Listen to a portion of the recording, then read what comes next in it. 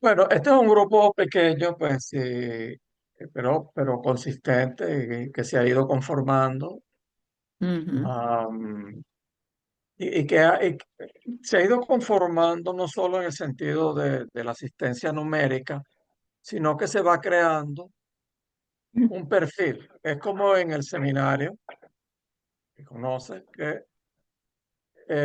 los participantes habituales van aprendiendo algo, se va desarrollando un saber. ¿Eh? Es lo que comentábamos ayer con Matilde, que bueno, aquí pues algunos tienen ya, este, esta es la clase, juntando la del año pasado, yo no sé, creo que son 14 15 o algo por así, y se van acostumbrando y va haciendo un cierto cambio, ¿no? Porque la clase tradicional no produce ningún cambio, pues, en realidad, en nada, ¿no? En nadie. Porque bueno, el participante siempre está en una posición pasiva. Entonces, hay un aforismo mío, yo todavía no soy muy famoso, entonces los aforismos míos no están registrados todavía en Wikipedia, pero hay un aforismo que es que es imposible enseñar nada, pero algo se puede aprender,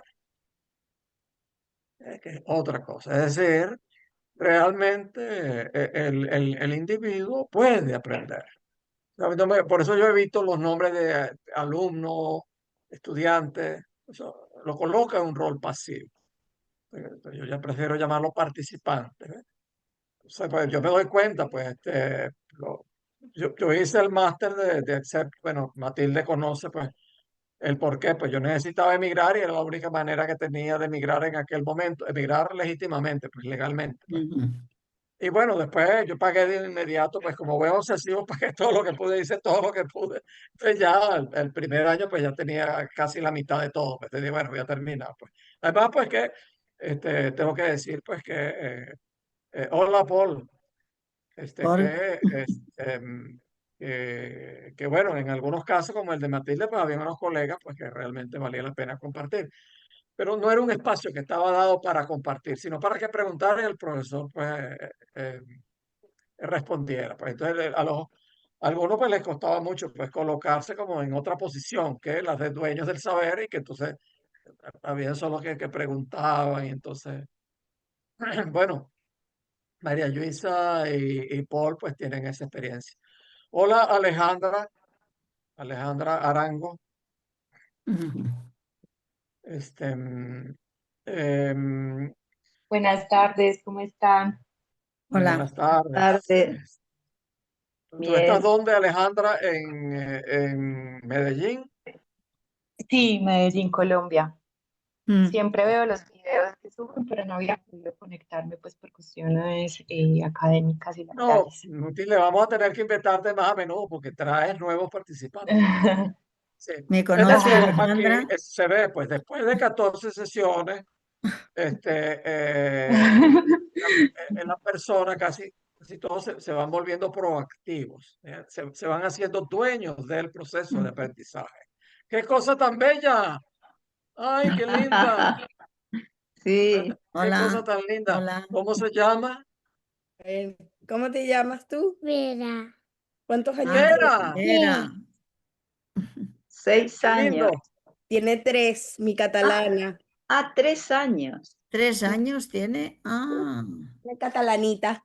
¿ella ha nacido aquí en Barcelona? Ah, Y, está bien. Ah, sí. Y ella Mm. está en la escuela. y yo en Ah, Venezuela. Sí. Ajá. vas a la escuela y hablas catalán también en la escuela. Y Uf, qué yo bien. un idioma. Mm. Bueno, voy a la clase. Vamos. Ok, entonces, eso va transformando pues, al sujeto pues, en realmente dueño de su proceso de aprendizaje, no más rápido que otro. Hay casos como el de Cora, que se ha incorporado pues, más recientemente, pero ocurre algo similar a como ocurre en el seminario, que el que nuevo que entra, unos más rápido que otros, captan que hay algo distinto y se adaptan. Pues. Es un poco lo que decía Beatriz Zuluaga de una de las sesiones que se encontró sorprendida. Yo de repente me sentí como en un cartel. Me sentí como en un cartel. Es otra cosa, pues. Pero hola, Charo. Hola, buenas ¿ok? tardes, sorry. Hola. Charo Estoy- es miembro del Foro de Madrid Sí, Ujú. sí, buenas tardes. Hola, buenas y tardes. Jan Hola. González creo que Buenas es tardes. miembro del Foro de Pasto. Debe Bueno, conocer a Esteban, quizás. perdón, El Jan González que debe conocer a Esteban Obando. es posiblemente, aunque está en Bogotá, él es de Pero Pasto. él es de Pasto, Sí, por sí, sí, eso. así es. Sí, así es. Sí, sí, dice que lo Es, dice, conoce. yo conozco a Esteban, sí, sí. Bueno, Jan, puedes hablar, no se cobra por hablar. El micrófono aquí no tiene una tarifa especial. Bueno, algo que les cuesta también a algunos entender que el que sea gratis no indica que sea de menos nivel. En este caso, es al contrario.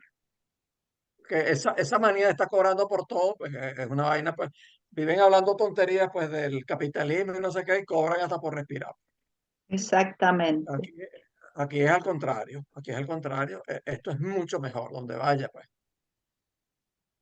Bueno, entiendo, John. Bueno, sin más preámbulos, entonces vamos a comenzar con esta mecánica que hemos ido instalando y que me ha satisfecho muchísimo, pues que un participante al inicio pues da una breve exposición de un tema y luego entonces viene el ponente. En este caso, por casualidad, bueno, semi casualidad, pues porque Rosario va a hablar del DSM y eso se conecta en alguna medida, pues se conecta pues con la psicosis vía los psiquiatras, pues que ya Matilde Rosario y Matilde nos explicarán al respecto. Entonces, bueno, entonces adelante, Rosario, quien es uruguaya, Uruguaya y uruguaya, fisioterapeuta. miembro del Foro Galego de Psicoanálisis, habitante de Vigo. Exactamente. Ok, Y, que fis- ahorita y como que está paseando, como que ya regresó de su paseo por la ría de Pontevedra. Mm. de Pontevedra y de Coruña y el mar Cantábrico. Uy, uy, uy, qué envidia. Todo por el norte. Ya, ya. Sí. Y Distinto además, Bueno, del mar Mediterráneo. sí, Distinto, muy muy distinto. distinto, sí, completamente. Muy salado. Decir también bueno, que soy fisioterapeuta. ok. Bueno, está bien, vamos a ver entonces qué fisioterapia conceptual y lingüística psicoanalítica nos puedes hacer aquí. Adelante, Rosario. Vale. Bueno, buenas tardes a todos. Agradezco a Pedro Pablo la invitación a hablar sobre el DSM-5, que es Manual Diagnóstico y Estadístico de los Trastornos Mentales. Es la quinta edición publicada en 2013 por la APA, o sea, la Asociación Estadounidense de Psiquiatría, y es en la que se basan los psiquiatras y los médicos para diagnosticar las enfermedades mentales. Realmente te agradezco mucho, Pedro Pablo, porque yo conocía el DSM de hace muchísimos años, de otras ediciones también lo he tenido en mis manos y he visto. El cuarto, tercero, ¿no? Todos esos. Sí, todos los he tenido en mis manos y he mirado y qué sé yo, el quinto no lo he visto, pero te lo agradezco porque nunca había leído nada sobre el DSM. Y me basé para hablar del DSM en dos artículos que me envió Pedro Pablo. Y realmente yo creo que ahora puedo decir algo del DSM, que se basan para diagnosticar en una semiología, o sea, cada malestar, ¿no? Cada trastorno, lo llaman trastornos, es codificado por un signo. y decodificado por el médico que diagnostica y trata con medicamentos y lo llaman trastornos, ¿no? Con medicamentos psiquiátricos. Bueno, ejemplos, que lo más dramático es lo que ocurre en los niños. A ver, el TDAH, el trastorno por déficit de atención e hiperactividad. El síndrome de Asperger, que lo incluyeron en la definición de trastorno del espectro autista. Hablan de trastornos del neurodesarrollo, dificultades intelectuales, etc. El trastorno del espectro autista, que es un grupo de trastornos, ¿no? Autismo, síndrome de Asperger, lo que dije, trastorno generalizado del desarrollo no especificado, síndrome de Rett, trastorno desintegrativo infantil. Otro trastorno, disforia de género. Antes se denominaba trastorno de identidad de género. Trastorno de atracón. O sea, estoy diciendo los nuevos, ¿no? Cómo han actualizado el DSM en esta 5ª edición. Trastorno de atracón. Es un trastorno de la conducta alimentaria. Bueno, todo esto ha sido muy criticado por otros psiquiatras, diciendo, entre otras cosas, que la industria farmacéutica influyó exageradamente en el contenido y también que carecen de apoyo empírico. Bueno, hay muchísimo para decir, pero no para hablar. Yo tengo 10 minutos, o sea que lo he súper resumido, porque habría para hablar, no sé, no 2 horas, 3, 4 y 5 horas. Voy a hablar de un título que pone en lo que yo leí, que dice La ciencia y la verdad. En el DSM, como dije, cada malestar es codificado por un signo y decodificado por el médico que diagnostica y trata, ¿verdad? En psicoanálisis, sin embargo, el padecimiento es subjetivo. Es un sujeto el que sufre. Entonces, hay una gran distancia entre las verdades en las que se apoya la base científica del conjunto de técnicas llamados medicina, biología, física y química, y la verdad del síntoma. Hay una gran distancia entre ciencia y verdad.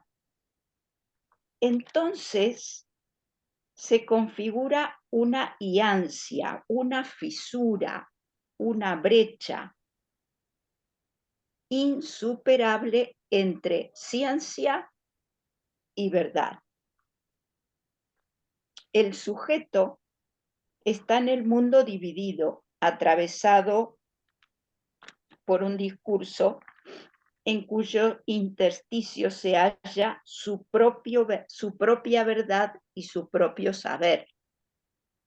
Entonces, la ciencia, en tanto objetiva, no comparte con el psicoanálisis su mismo objeto, ya que el objeto psicoanalítico por excelencia es el objeto A.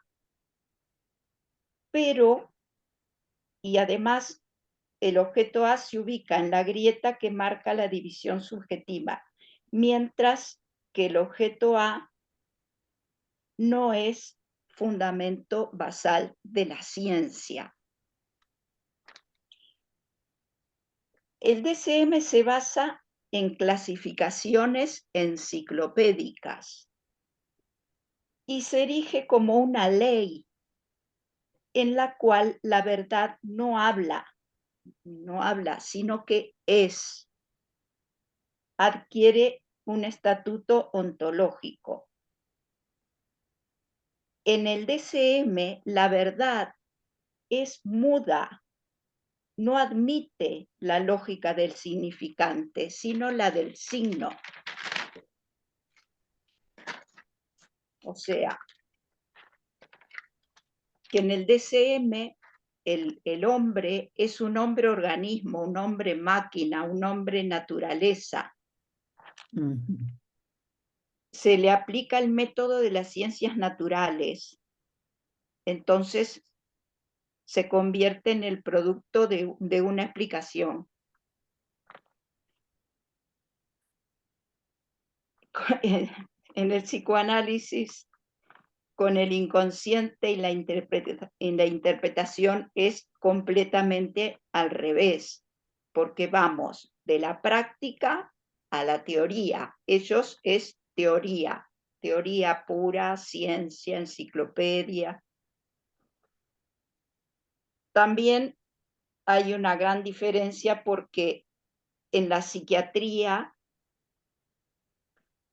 es un saber académico, una verdad inconmovible, pero como sabemos, la verdad es parlante, es hablar. La verdad es causa, ya que hablar implica estar en falta y la falta causa. La verdad en forma de objeto A es la causa del deseo. La verdad no se puede alcanzar nunca. El sujeto está siempre en búsqueda de la verdad. No se puede expresar completamente en palabras. En cambio, el DCM apunta a un espacio donde verdad y saber se encuentran apoyados sobre la idea de un yo objetivo y del principio de realidad como directriz de una supuesta sanidad. Pedro Pablo, me dices cuando tengo que parar porque yo seguiría hablando y me gustaría leer unas cosas brutales al final. Puedes tratar, tiene unos dos minutos para ser estricto con los 10 minutos. Trato de redondear un poco la idea con una conclusión, vamos a decir así. De tu lectura de eso, ¿cómo qué concluirías tú en A ver, términos cristianos? en términos cristianos, voy a decir, los psiquiatras, es que no sé si ya decirlo todo, aunque decirlo todo no se puede, pero mira, los psiquiatras y no, lo más dramático es los niños, porque les destrozan la vida. Yo he visto casos de niños que los han diagnosticado y no tienen ninguna enfermedad ni tienen nada, pero bueno, los han como crucificado. Los psiquiatras y los médicos se basan en el DSM para expedir certificados de discapacidad mental o discapacidad, pero preocupan, lo que decía, preocupan los certificados expedidos a jóvenes y niños con diversas problemáticas que son tratables y analizables y sin embargo se ven disminuidos por el rendimiento escolar y la capacidad de socialización. Estos certificados son, en algunos casos, una declaratoria de irrecuperabilidad y una sentencia de muerte social y subjetiva. La desubjetivación provocada por los dispositivos psiquiátricos oculta intereses económicos para las organizaciones farmacéuticas, comerciales y sanitarias. Es que es tremendo. La configuración de la estructura subjetiva, el saber no sabido que porta el sujeto, son todas nociones que no cuentan para nada en el DSM. y son sustituidos por signos patológicos a medicar, simplemente. Entonces, las consecuencias de esto son el aumento del goce sufriente a través de la dependencia farmacológica y el empuje a la automedicación, que son dos motores para las adicciones. Y es tremendo. No Parece sé, que lo podría, dejemos hasta ahí. ¿eh? Sí. Bueno, muchas gracias, Rosario. Por esa visión global del DCM. Realmente es algo preocupante que, bueno, uno no Tremendo. tiene en sus manos cómo cambiar esa realidad. Con toda seguridad, pues Matilde pues, hará algunos comentarios al respecto desde una Sí. perspectiva pues, psicoanalítica. Mm, Si alguien, hoy el tema pues está vinculado, como ustedes ven, directamente, en otros casos pues no siempre va a poder ser así, pues. Pero bueno, es parte de la dinámica. Si quieren alguno hacer algún comentario o pregunta, también lo pueden hacer ahorita, también lo pueden hacer pues más adelante, luego de la presentación, la exposición de Matilde, como guste. Si no Sí, hay bueno, nadie, digo ah, alguna cosa sobre lo que ha dicho Rosario. bueno, sí, sí, excelente, Sí, Matilde, gracias. sí, solamente dos comentarios que creo que te agradezco, ¿no? Que hayas traído, digamos, una polémica que hay y muy compleja y muy sutil al mismo tiempo, ¿no? ujú, Porque hacen unos diagnósticos, sobre todo ella ha hecho hincapié en lo que sería lo infantil, es verdad, ujú. Es lo más porque grave. ahora han puesto, digamos, TEA que abarca muchísimos campos, ¿no? Y ha desaparecido la psicosis infantil, Oh, ya que era mi tema también hoy, ¿no? ya, Ha ha desaparecido la psicosis desaparecido. infantil y entonces le hacen o es de Asperger o es TEA, o sea, autismo. Qué No brutal. sé si sabéis que hay dos tipos de autismo, el Kanner, que es los que no tienen casi acceso al lenguaje, Ajá. y Asperger, que son los que tienen más lenguaje, más acceso al lenguaje y a veces de altas capacidades o a veces no, de todo, ¿no? ¿Cómo dijiste, Matilde, el sin lenguaje Kanner es el que, autismo? digamos, investigó sobre el autismo más profundo, que es el Ah, Kanner. Kanner Leo con K. Kanner, K-A-2-N-S-E-R. Kanner. Ajá. Leo Entonces Kanner. decimos autismo de Kanner como para decir que es más del que es más clásico que conocéis, pero lo importante es que no hay un autismo, hay autismos Ajá. en plural, ¿eh? De todo tipo, porque dentro de esos de Kanner hay diferentes y dentro de Asperger también. Y luego hay los trastornos generales del desarrollo, o que ahora se llaman neuro, ¿no? Trastornos del neurodesarrollo, sí. Exacto, del neurodesarrollo. Mm, Y la psicosis no está, no pero está sí la que psicosis. vamos a ver diagnosticados de autismo a alguien que no será autista. Ya, Esto qué es muy brutal. importante que lo sepáis.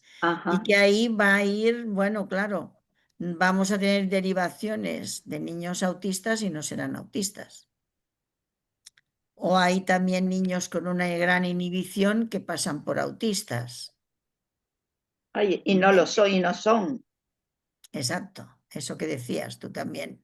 Claro, Entonces, sí que hay una problemática, digamos, en que, y luego que muchos serán medicados y a lo mejor no exactamente. necesitan medicación. Eso es. Medican para la agresividad, no sabemos de qué tipo, Es tremendo, si hay tremendo. neuróticos, si hay psicóticos, si hay TEA, ¿no? O sea, muy complejo. Mm, Y, y digamos que en cierta manera, como lo has dicho bien, eso es importante, es el uno por uno nosotros que trabajamos. Y exactamente. también hay que escuchar, ¿no? Lo que el sujeto dice Ujú, o lo que manifiesta, ¿no? Yo me acuerdo exactamente. que hay uno, digamos, que la psiquiatría se dedica más a la fenomenología, ¿no? Ujú. Que había una cosa que dijo, que es importante, uno de los textos que enviaste, Pedro, que dijo, para el psicoanálisis no apunta a los fenómenos observables, sino a la estructura. Que se escucha en lo que el paciente dice, o sea, ¿no? Claro. ¿Cuál es el decir del paciente, sus dichos? De Ujú. modo que podemos pensar si una persona tendrá una estructura psicótica o no, a pesar de que se manifieste algo psicótico, de que haya Ujú. manifestaciones psicóticas, que ya el psiquiatra ya lo habrá colocado no en la Maurista, psicosis, sino en donde sea, ¿no? En alguna casilla. no sabemos. Sí, esto si tenéis los demás. Bueno, quisiera dar un pequeño ejemplo de esos peligros. Un ejemplo, cualquier ejemplo es un pequeño ejemplo, porque son tantos, son, o sea, infinitos, podríamos decir en la práctica. Comencé a ver recientemente a una chica adolescente con una problemática grave, pero quiero comentar en particular que estuvo medicada más de un año con lorazepam, desde los 14 años lorazepam. Ahorita le han detenido, se le ha detenido el lorazepam por una razón que no viene al caso. No, no es que el médico se la suspendió, sino que se le suspendió por razones de vida, vamos a decir así. Ella en el transcurso de estar tomando lorazepam ha hecho, entre otras cosas, varios intentos de suicidio, que es uno de los peligros, de los efectos secundarios que puede ocasionar el lorazepam También. o la suspensión del lorazepam. Entonces, ahora, y bueno, y no puede dormir. Esa es otra cuestión. Entonces, ahora el intento psiquiátrico era entonces mandarle antidepresivos. Yo me río, pero es que es trágico, más bien.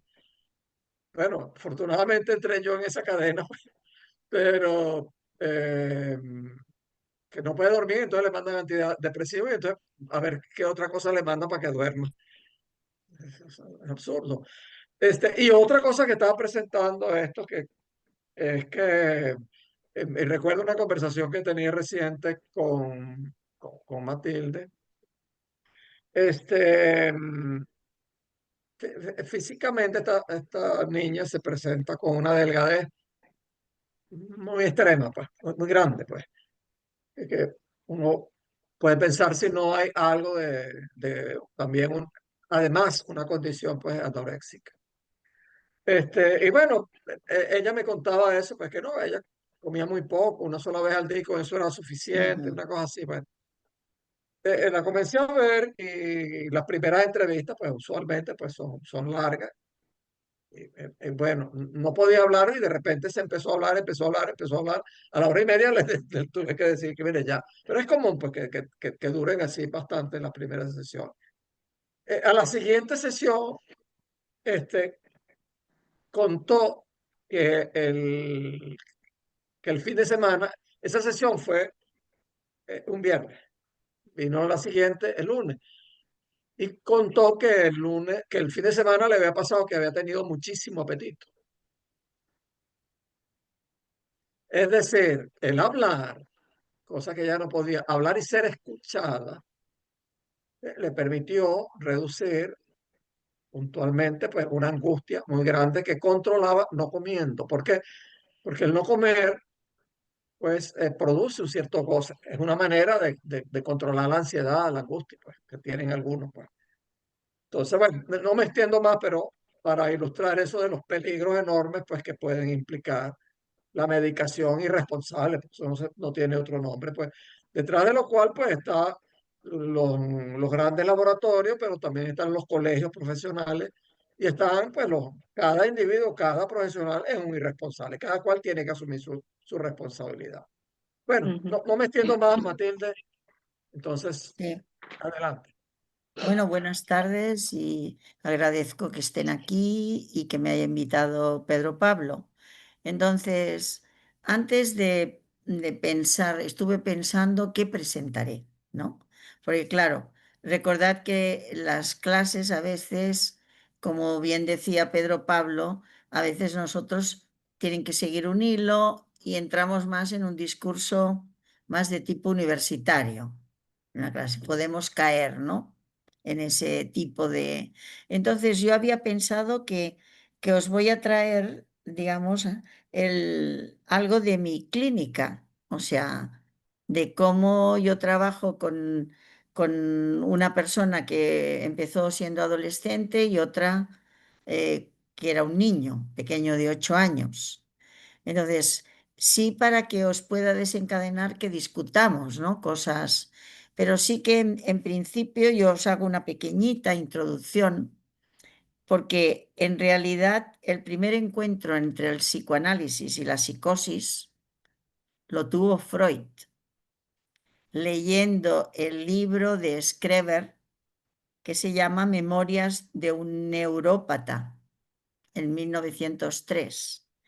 Se interesó por este caso, Freud, aunque es un caso que no hay demanda de análisis. Son unas memorias, es un escrito. El desciframiento del texto que hizo Freud tampoco constituye un análisis, solo una demanda de saber y la interpretación en estas circunstancias solo tiene efectos sobre el mismo Freud, no sobre Schreber. O sea, en realidad este encuentro instruyó a Freud sobre lo que sería el desencadenamiento en la psicosis, etc. Esto para mostraros que es a través de la clínica que hubo el abordaje también, como él mismo hizo también el psicoanálisis con las histéricas, ¿no? Solo que aquí no era un caso como una histérica o como el caso de la fobia y la neurosis obsesiva o el caso Dora, etcétera, ¿no? O sea que en realidad él digamos, empezó a aprender sobre la psicosis a través de Schreber. Una cosa que es importante es que el otro psicoanalista, Lacan, también empezó su enseñanza del psicoanálisis con la psicosis, con el encuentro con un caso. No sé si lo conocéis, el caso M, en el que, digamos, Lacan publicó él mismo un libro sobre el caso M, que era de la psicosis paranoica en sus relaciones con la personalidad. Entonces, Lacan, al contrario de Freud, que decía que no se podía psicoanalizar a los psicóticos, o sea que había una impotencia, decía Freud, terapéutica, analítica en materia de psicosis. En cambio, Lacan sí que analizó a psicóticos. Y la primera fue el caso M, en el que escuchó a M durante año y medio y que le sirve para presentar en este libro su cuadro clínico. El primero que él abordó, la paranoia de autocastigo, que era el caso M. Os lo recomiendo si algún día pudierais trabajarlo, porque es un caso interesantísimo, el caso M. Pedro también sabe que la lectura que hace Freud del Schreber también fue muy interesante y también lo recuperó Lacan para poder hablar de ese mismo caso, ¿no? Y en cambio que Freud no hacía el abordaje de la psicosis, Lacan nos dice que no hay que recular frente a la psicosis. Entonces, ¿qué os traigo yo hoy? Traigo un poco lo que sería la psicosis actual, ¿no? O las psicosis en la actualidad, para deciros cómo más o menos podemos encontrar unas que serían psicosis desencadenadas o que tienen la posibilidad de desencadenarse, o psicosis ordinarias que no tienen desencadenamiento. Que esto lo habréis escuchado si habéis leído algo, ¿no? Entonces, el desencadenamiento siempre marcará una discontinuidad, un antes y un después. En cambio, en la psicosis ordinaria sin desencadenamiento, digamos, nos van a reservar algunas sorpresas. A veces son psicosis compensadas, algunas medicadas, como será el caso que yo os presentaré de Joana. Algunas estarán en terapia, otras en análisis, que también es un tema para discutir, si es un análisis con pacientes psicóticos o no lo es, o cuál es la diferencia con la transferencia, etc. Hay psicosis que van a evolucionar, hay psicosis que quedarán en digamos, en un impasse.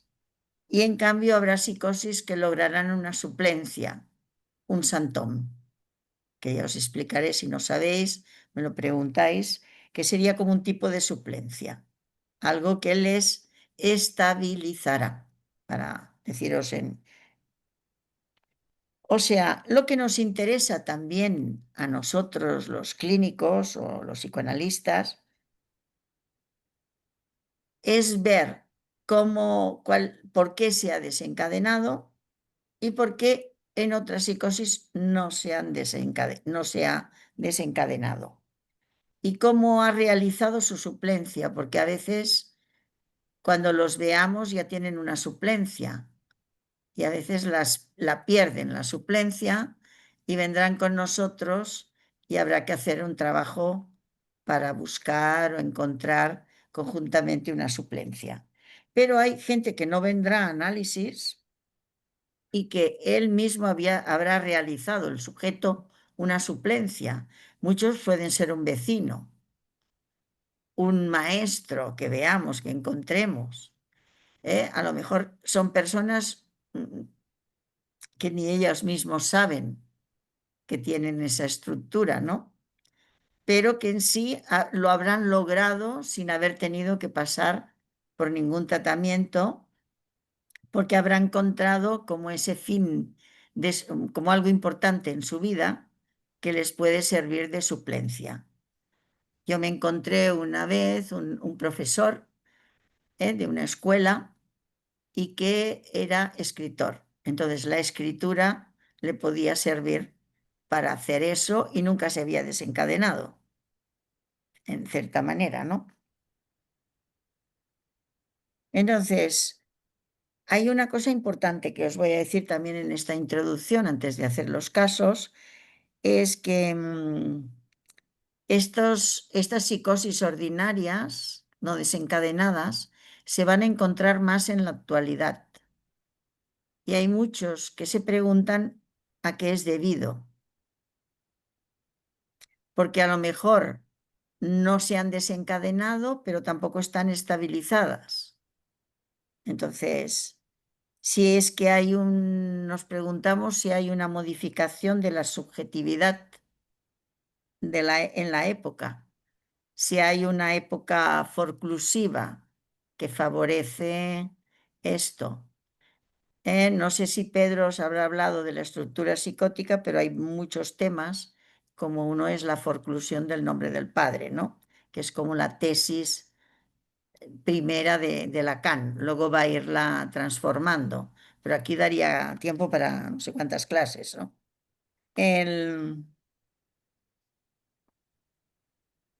Entonces, sí que podemos decir que en Lacan, por citarlo otra vez, en un texto que se llama La cuestión preliminar a todo tratamiento posible de la psicosis, nos dice que lo que suple al padre o al nombre del padre es el ideal. Entonces, vamos a encontrarnos con que hay un punto que es muy importante, que después ya discutiremos con el caso, pero es importante que en un tratamiento de un neurótico hay una caída de los ideales. En esta, a lo mejor hay que montar ideales. No sé si entendéis. O en la neurosis hay una caída de las identificaciones también. Y en la psicosis puede ser que haya que montar identificaciones para que los sostengan. O sea que ahí hay muchas preguntas que, bueno, que vendrán con el caso a caso, ¿no? Y después, un punto importante, porque la que os voy a leer, la Joana, desencadena su psicosis, una especie de desencadenamiento, muy así ya lo veréis, pero digamos que hay un momento en el que hay la cuestión de la alienación-separación. No sé si, Pedro, habéis dado este tema. Lo he mencionado.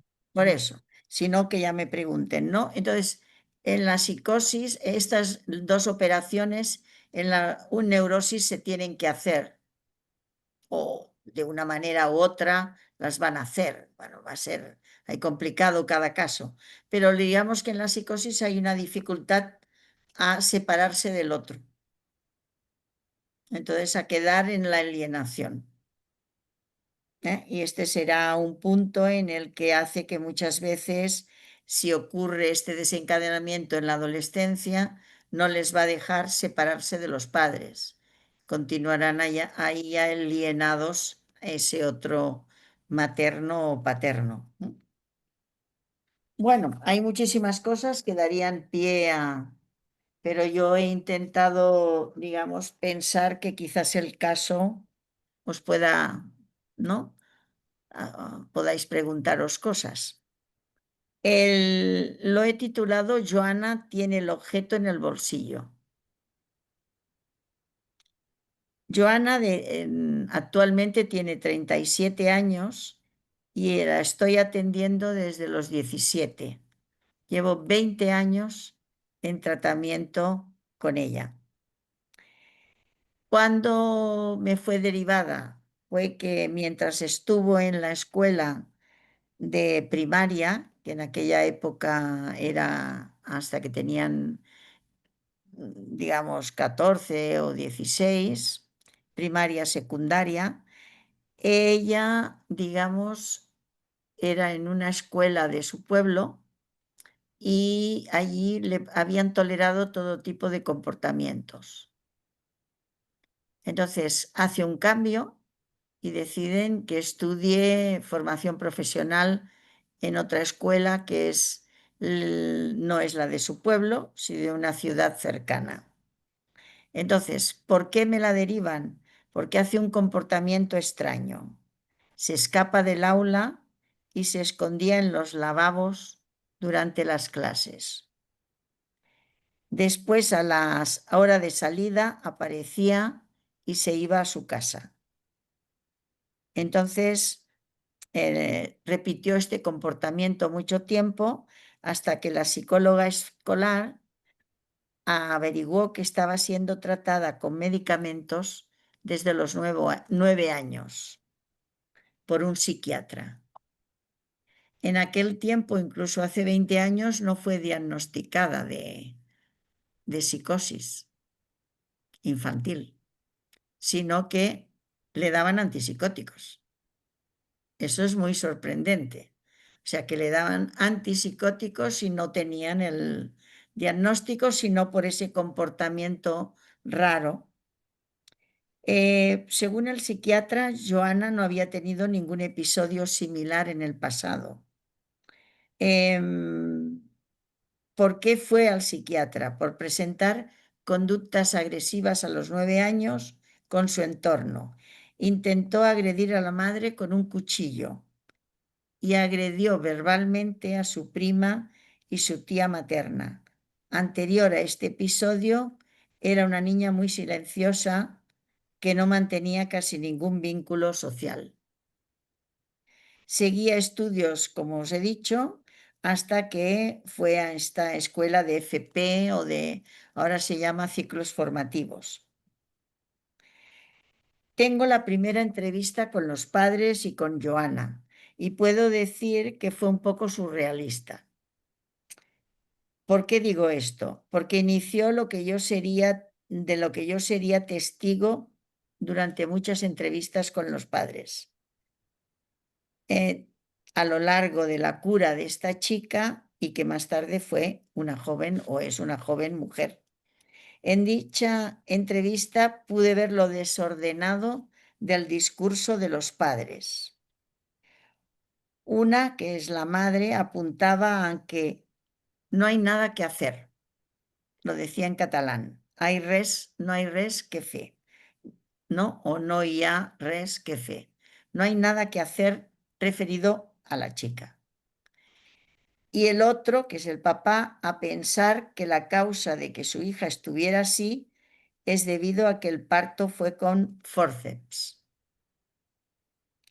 Dos significantes que son inamovibles, incluso pensemos actualmente a los 37, por parte de los padres. A Joana, o sea, durante toda su vida, ella estaba presente y decía insultos que apenas se percibían.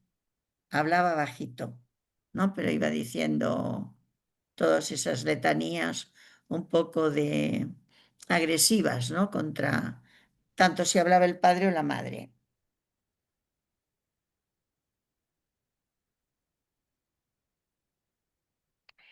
¿Qué pasa con este tratamiento durante todo este tiempo? Por una parte, ella siempre ha apostado. Empezó una relación, digamos, viniendo ese día de la primera entrevista con los padres y ella después ya continuó viniendo ella. Y ella apuesta por el tratamiento, pero sus padres la amenazan. Durante 20 años le van diciendo, vas a tenerlo que dejar, es muy caro, es no sé qué. Y ella no dice nada y con respeto, pero sí que ha hecho algún movimiento. ¿Cuál es?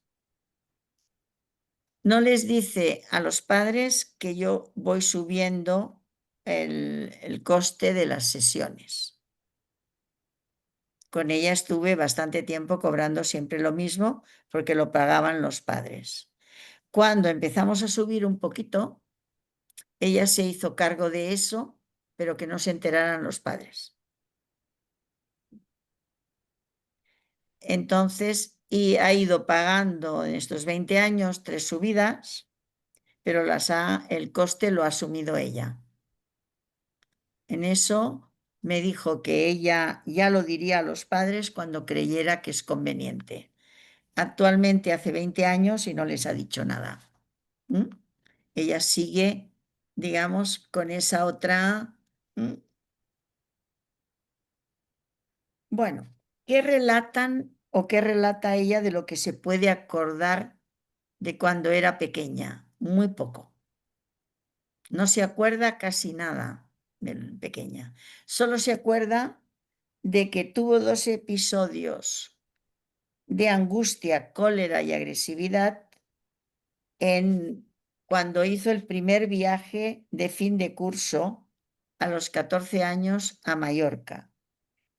Y como la primera noche no dejó dormir ni a sus maestros ni a los compañeros, gritando con digamos, algo imposible de soportar, ¿no? Que tuvieron que llamar a los padres para que vinieran a Mallorca a buscarla. Y era la primera vez en la que ella salía de su casa. Nunca había dormido ni con abuelos ni con familiares. Le pregunté a Joana si recuerda en realidad qué es lo que pasó en ese día. Dijo que por el día podía permanecer fuera de casa, pero la noche era insoportable. Tenía que estar con los padres. Y entonces fue cuando recordó que vinieron a buscarla y que, digamos, se fue otra vez a casa. Segundo episodio. Tiene que ver con una visita, son los dos que recuerda, ¿eh? Una visita de su clase a un programa de la televisión en Barcelona. Allí se perdió a la entrada del estudio de televisión y no la encontraban. Se había escondido en una habitación en la que había muchos papeles, me dice. Tardaron 2 horas en encontrarla, estaba acurrucada debajo de una mesa y no quería salir. Tuvieron que llamar otra vez a sus padres y cuando los vio pudo salir. Bueno, entonces continúo yo teniendo las entrevistas preliminares con ella y después de una serie de entrevistas que en principio tuve con los padres y luego pasé a tenerlas con ella, porque hice un corte. Fue un primer corte que hice porque en las sesiones con los padres la mamá y ella se agredían constantemente. Entonces la madre, tienes que tener amigas, le dice. Ella le decía, ya tengo una y es suficiente. La mamá, no mires a los chicos cuando salgas y tienes que comportarte bien en la escuela. Nadie debe saber que tienes problemas ni que vas ni con la psicóloga ni con el psiquiatra. Es una obsesión por parte de estos padres que han ocultado a su entorno la problemática de Joana. Incluso ahora que para todos se hace evidente que ella tiene problemas de lazo social. Esta no aceptación de sus problemas por parte de los padres obsesionó mucho a Joana y le hacía preguntarse constantemente si era normal o no. Por otro lado, ellos toleran todos sus miedos y obsesionan y fomentan que sea dependiente de ellos. Una cosa que era importante, tuve que cuidar algunos aspectos de mi relación con Joana, ya que cuando tocaba el timbre necesitaba que inmediatamente la puerta se abriera. Si no, se encolerizaba. Lo experimenté en las sesiones también anteriores con los padres. No quería esperar en la sala de espera, sino que la atendiera de inmediato. Al principio tuve que maniobrar de manera muy sutilmente, introduciendo que pudiera esperar un poquito. A lo mejor inmediatamente no abría la puerta yo cuando llamaba automáticamente, sino que le hacía esperar, no sé, 3 minutos, que pudieron ir pasando a que pudiera ella tolerar hasta 5 minutos que yo abriera. El significante inmediatamente marcaba su humor, tranquila o enfadada, y necesitó bastante tiempo para soportar que no fuera así. Luego, otra cosa, referencia a mí, es que me preguntaba, ¿cómo está usted? Era su manera de empezar la sesión. Y luego ella misma se respondía. No necesitaba mi respuesta. Ah, tiene buena cara. Ah, le van bien las cosas. Ah, tiene pacientes. Ah, tiene marido. Tiene hijos. Yo hacía gestos como no entendiendo lo que decía. Pronto aprendí que era su forma de hablar con alguien que ella suponía que le iba bien la vida. Y no como a ella, que la miraban, decían cosas de ellas. Y además estaba siempre pendiente de ese futuro. ¿Cómo es ese futuro? La atendía, pongamos, como ahora que estamos en junio. Ella ya prevenía cuándo yo tengo que tener mis vacaciones. Entonces le digo, bueno, todavía no lo he decidido. O ya le diré, o ya te diré. Entonces, necesitas saberlo cuándo yo haría las vacaciones, em, cómo empezaría en septiembre. O sea, alargaba el tiempo de querer saber hasta podríamos ser 6 meses, 7 meses, e incluso podría decir el año que viene. ¿Mm? Esto ahora ha disminuido un poco, puede tolerar que sean solamente, pueda saber solo 2 meses. El otro futuro puede, ¿no? Pero siempre se le tiene que señalar algo, ¿no? De eso. Em, Otra cosa que le pasaba, dice, siempre me decía, apunte todas las sesiones y el mismo día y a la misma hora. No se le ocurra tener otras cosas que hacer y cambiar mis sesiones. A veces quería saber si había notado sus sesiones, como os he dicho, hasta 5 meses. Poco a poco fui reduciendo que supiera todas las sesiones de solo el mes, ¿no? De cada mes. Pero bueno, eso era un poquito de aquí y de allá. Otra cosa que tiene es que debe gritar, hablar fuerte, porque dice que no la oyen, cree que no la escuchan. Y también repite mucho varias frases. Su relación con el lenguaje es que esas frases sean la misma, exactamente. Si se deja algo, que puede que cuando la repita le falte algo, vuelve otra vez a repetirla intentando que sea, y puede ser que lo haga varias veces, ¿eh?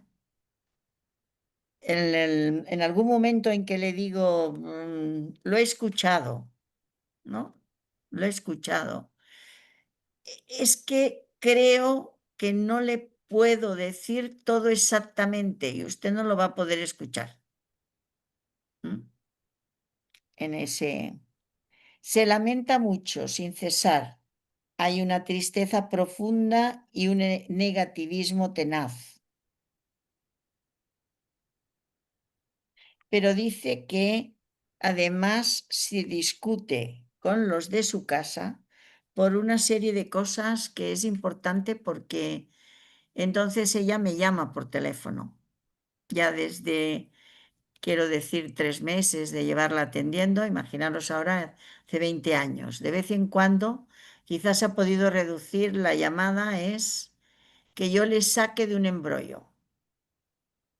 ¿Cuál es el embrollo? A veces no digo nada, nada más la escucho.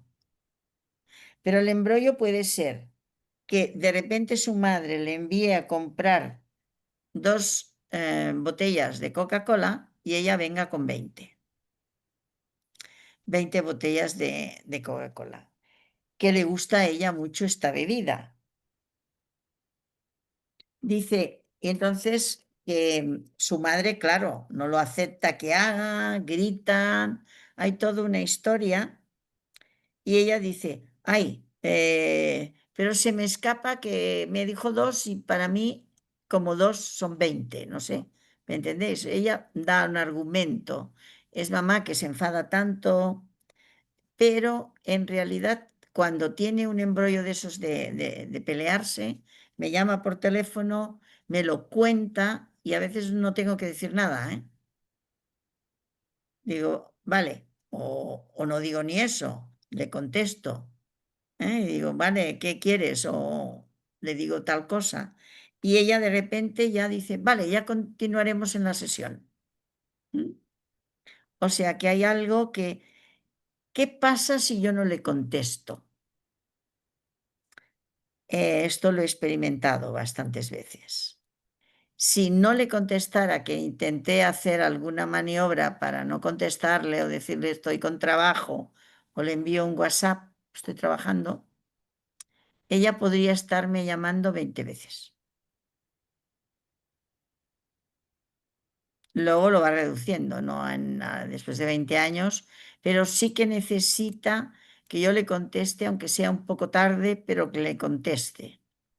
Hay algo ahí que ella queda como, os diría, en ese momento, en ese embrollo, no sabe cómo salir. Olga, digo, Joana, le he puesto Joana, no se fía de la gente y decide desde el principio que me empezó a venir a ver a espiarme. Se colocaba en la puerta de la entrada en la calle y controlaba si viene alguien a mi consulta.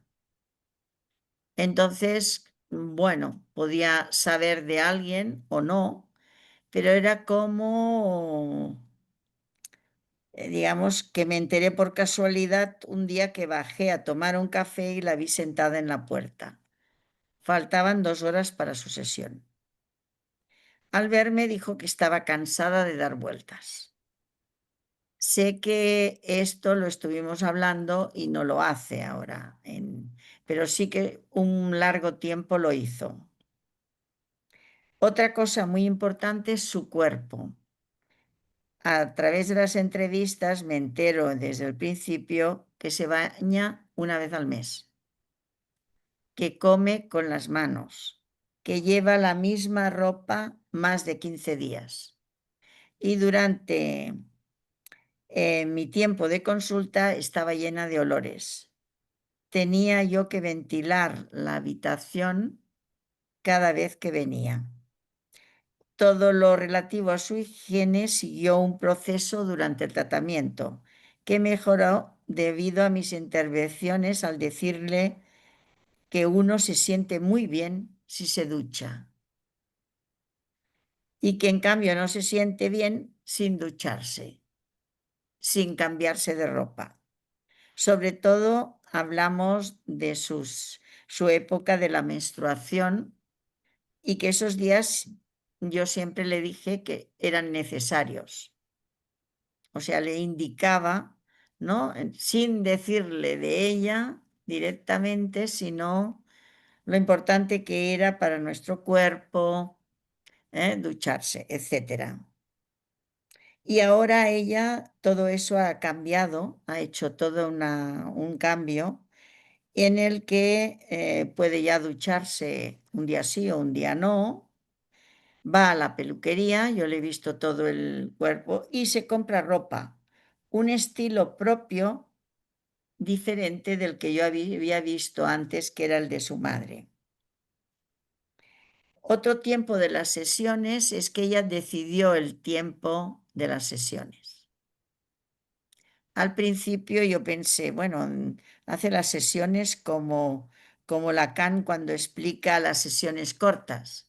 ¿Sabéis? El psicoanalista Jacques Lacan hacía unas sesiones cortas, con un objetivo ahí, bueno, se sabe por qué hay toda la teorización sobre eso.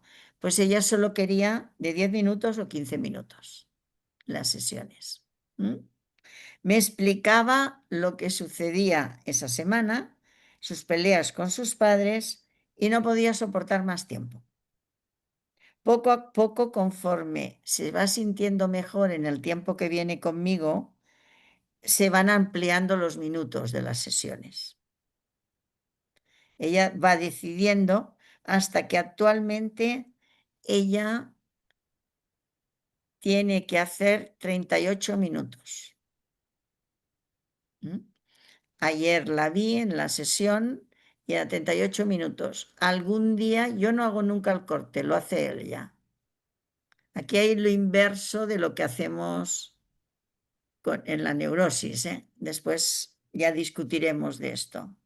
Pero sí que es ella la que marca el corte. Después, normalmente, ella repite muchas veces lo que le dicen los otros, el discurso del otro, ¿no? Continuamente. Entonces ves que dice una frase y piensas, esta me parece que no es su frase. Me pregunto yo, ¿no? En ciertas maneras. Y entonces vemos que son el otro, ¿no? El otro tiene lugar en ella, pero muy particular, copiándolo, ¿no? Repitiendo lo que el otro dice.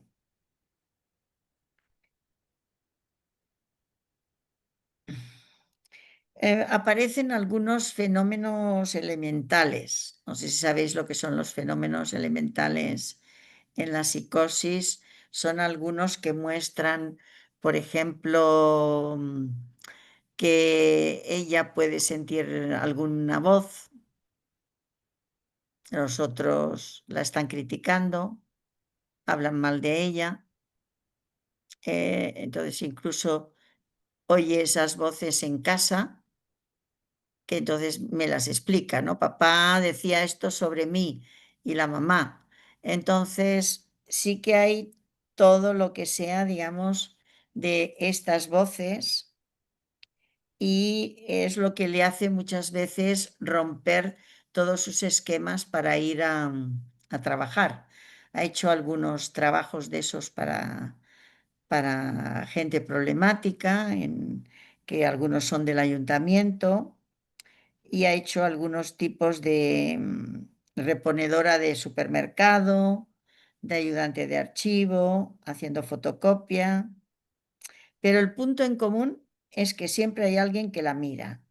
Palabras en contra de ella. Es donde tiene más no tiene alucinaciones, que serían otro fenómeno elemental, pero sí que tiene ese que los otros, y ella repite las frases. Pueden decirle que es idiota, que no sabe hacer, que va mal vestida, digamos, y que siempre la critican. Y entonces en el autobús o en el tren, si encuentra a alguien conocido, oye las voces referentes a ella siempre. En algún momento cuando ella me lo explica, mi posición es decir, que algunas tienen, yo le señalo, algunas repiten lo mismo y en cambio no la conocen, cómo pueden repetir lo mismo, sin poder cuestionar, ¿no? Porque para ella es una certeza esas. Pero pongo alguna cosita para que ella a ver cómo reacciona, ¿eh? También hacemos como ensayos los analistas también en este.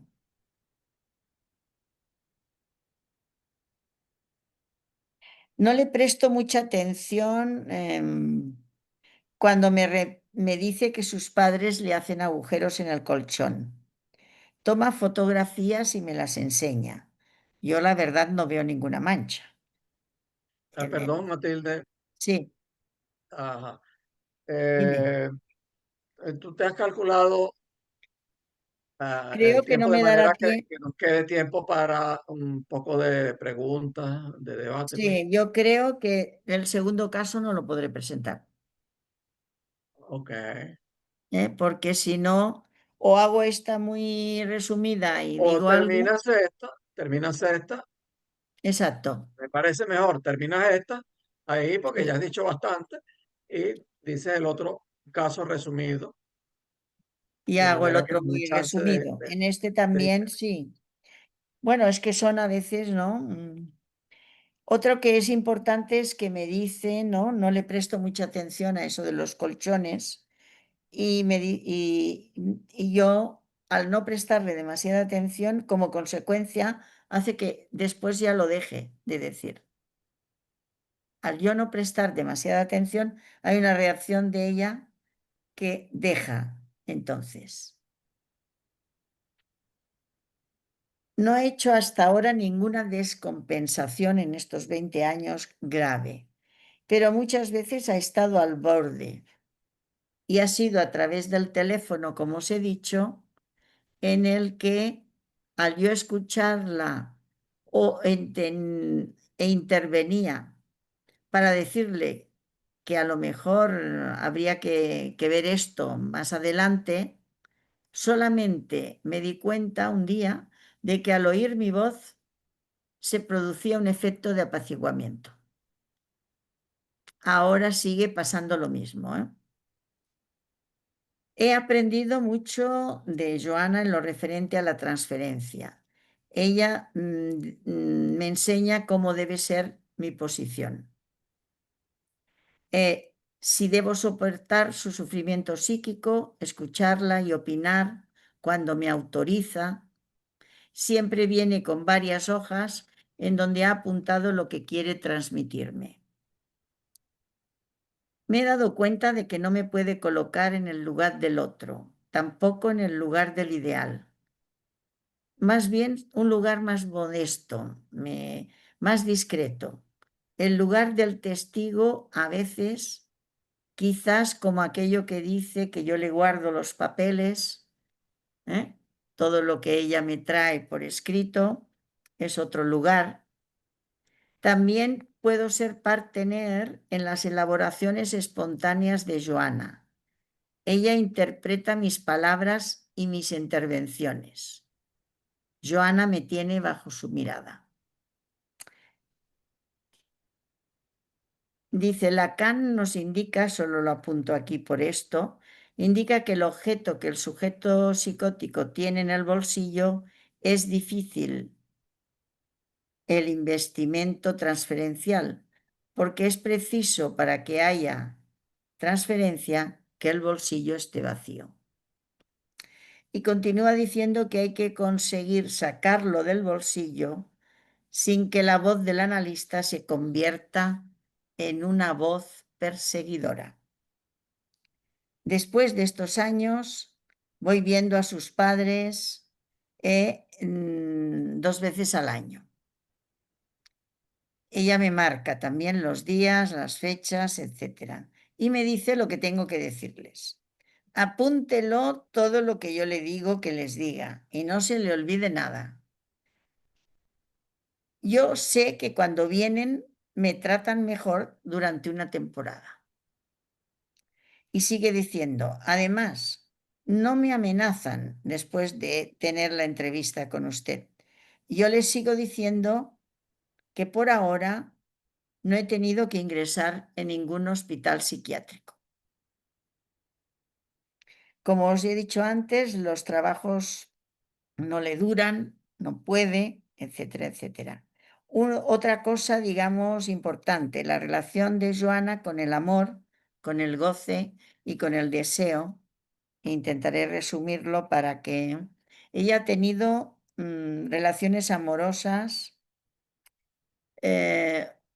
un poco complicada la primera, que la tuvo a los 14 años con un señor mayor que era compañero de su padre en el trabajo y que los visitaba con frecuencia. Algunos días a la salida de la escuela la esperaba. Subía al coche e iban a una cabaña de un huerto y le pedía que le hiciera felaciones. No hicieron nunca una relación sexual completa. En el momento de consultar continuaba estos encuentros. Consultó a los 17 con este señor y los alternaba con otros que iba conociendo por casualidad, al azar en una calle, en una tienda, en el bar. Se prestaba como cuerpo para el goce de los hombres. Parecería que para ella era simplemente un acto mecánico, sin implicarla demasiado. Está allí, pero fuera, y dentro al mismo tiempo. Pero es cierto que ella los continuaría. En cada caso, son ellos que dejan de verla. Ellos se van. Ella continuaría. Cuando pasa esto, lo relata de una manera muy fría. Emocionalmente se queda como frenada un tiempo y vuelve a comenzar su época más promiscua.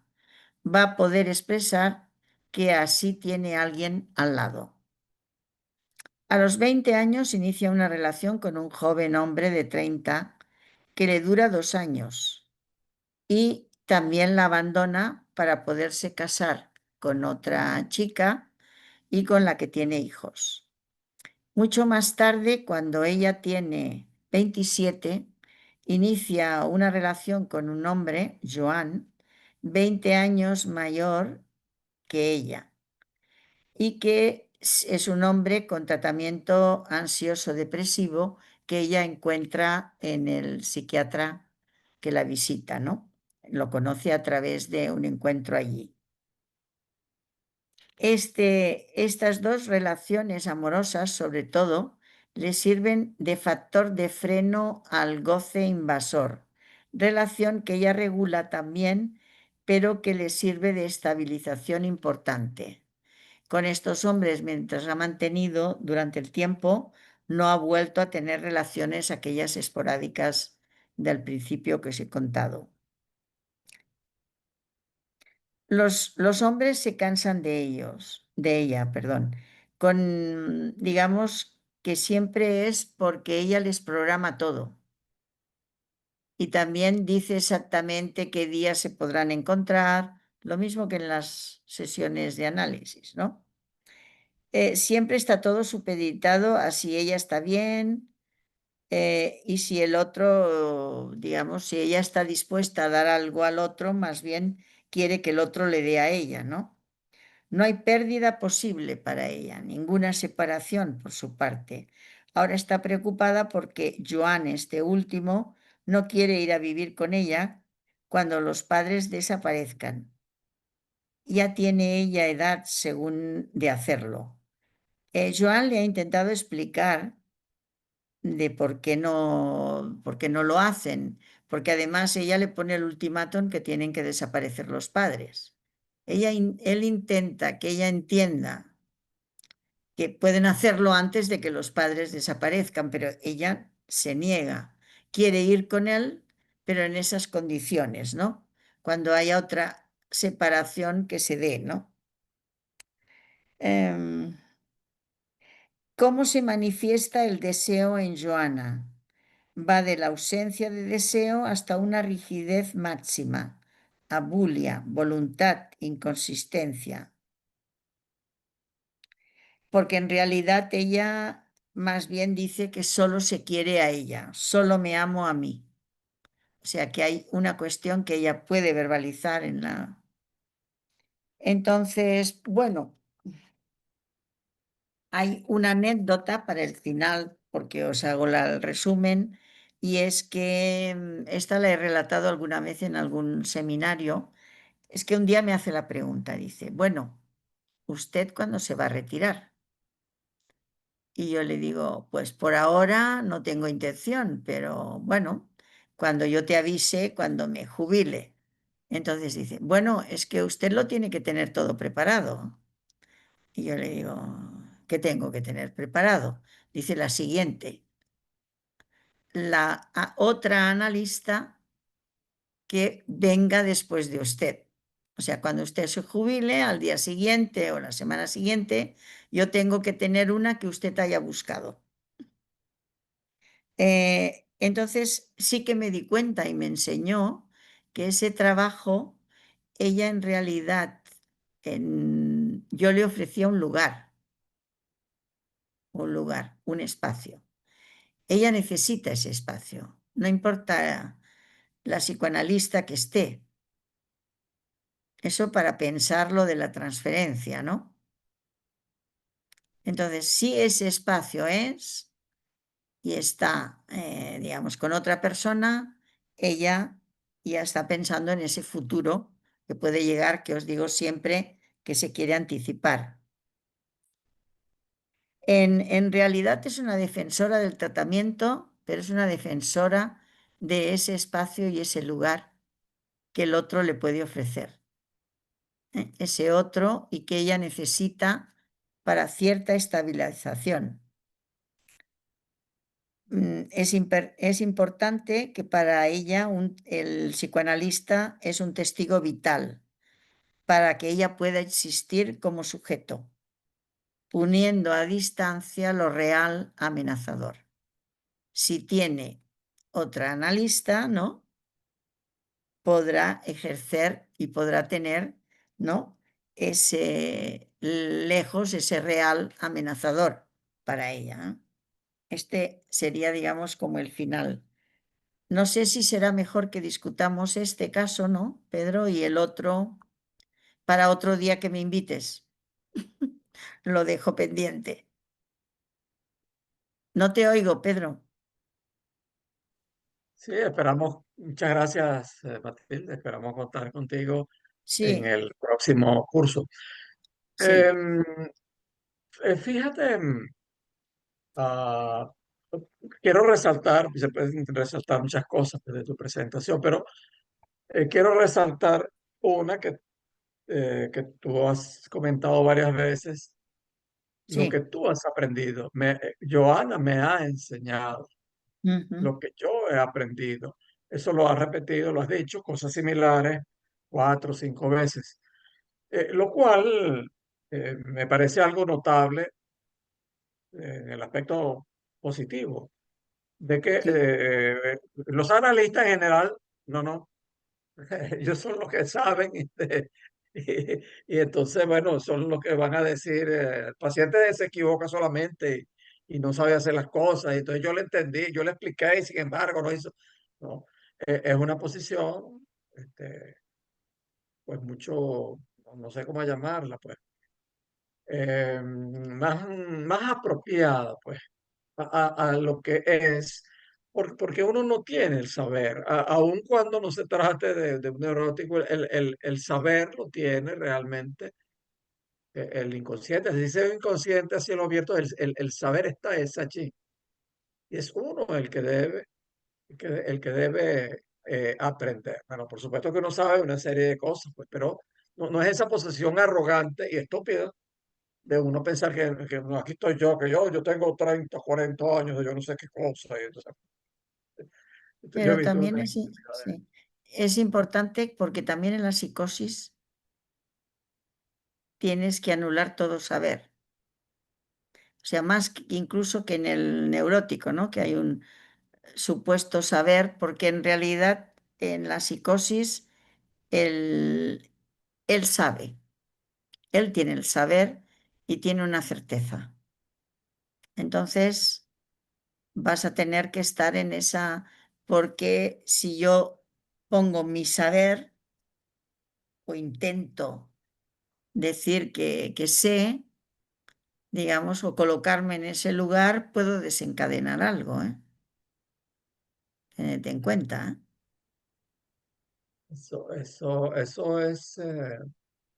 correcto. Me hace recordar Mm, un paciente que te lo he comentado, pues, sí, varias veces, que venía de muy lejos, se echaba 5 o 6 horas manejando, pues, para llegar a donde yo estaba, porque no le funcionaba la cosa donde estaba, a pesar de que hay muchos profesionales y yo estoy seguro de que allá hay algunos numerosos profesionales buenos, pero a veces no encaja. Él eh, tiene una explicación racional para todo que va construyendo. Cuando él llega a mí es porque esas explicaciones no le están funcionando. Entonces, yo mm, ponerme a cuestionar lo que él dice, no, pero usted dice eso no es así, pero eso no es. Él necesita precisamente que yo sea testigo de su elaboración, donde él sí, va construyendo, es un delirio, pero no es un delirio estrambótico, en su caso, es un delirio que lo estabiliza, es decir, una construcción conceptual delirante, de no todo. construcción delirante sería. Es delirante, pero resalto que en este caso es un delirio que no se aleja mucho de los delirios comunes y corrientes que uno consigue, pues. Pero es Sí, claro, pues que es un delirio cuando uno ve que ahí no hay cuestionamiento ninguno, todo es certeza, todo es seguridad en lo que dice. ujú, Entonces, bueno, eso, bueno, muy bien. Este, abrimos, pues, no sé, preguntas, comentarios sí, de cualquier algo que tipo. os... Ajá. Sí, Charo. Pues yo, bueno, casi que ya lo habéis dicho, pero yo, por un lado, que me ha parecido las intervenciones que has hecho la analista. Súper sensible, bueno, las intervenciones o las no intervenciones, porque eso de pararse. Y un poco mi pregunta era un poco en ese tema que también ya lo has dicho un poco, para que no se desencadene. Y entonces es un poco, porque cuando te oí, que cuando ella oía los fenómenos estos elementales de las voces, que si tú le hacías ver un poco que quizás venían de la misma persona o tal. Yo digo, ¿cómo sabes un poco el límite? O sea, me ha parecido lo que has contado, pues eso, con una sensibilidad para no intervenir, pero ¿cómo sabes un poco el límite de hasta dónde se puede intervenir para no hacerla daño?